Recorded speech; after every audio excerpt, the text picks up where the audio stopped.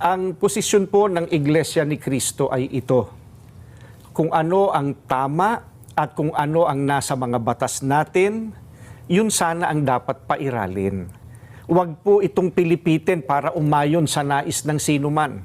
Hindi po sumasang-ayon ang Iglesia sa anumang hakbangin na hindi naaayon sa mga batas ng ating bansa. Sapagkat ang batas po ang salalayang nagpapanatili ng kaayusan sa ating bansa.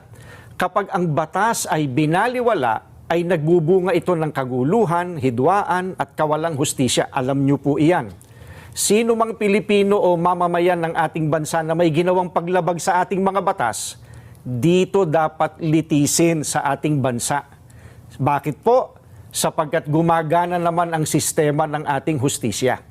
Hindi po natin sinasabing wag litisin ang dating Pangulo sa mga iniaakusa laban sa kanya. Ang saganang amin po, nagtitiwala ang Iglesia ni Cristo sa integridad at kakayahan ng hudikatura para pagpasyahan ng ganitong bagay at usapin. Ang mga hukom natin ay may kakayahan po na gampanan ang kanilang tungkulin, na ipataw ang tamang hustisya at pairali ng katarungan sa lahat ng sandali.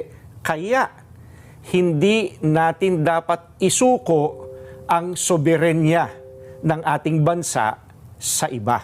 Yan po ang posisyon natin.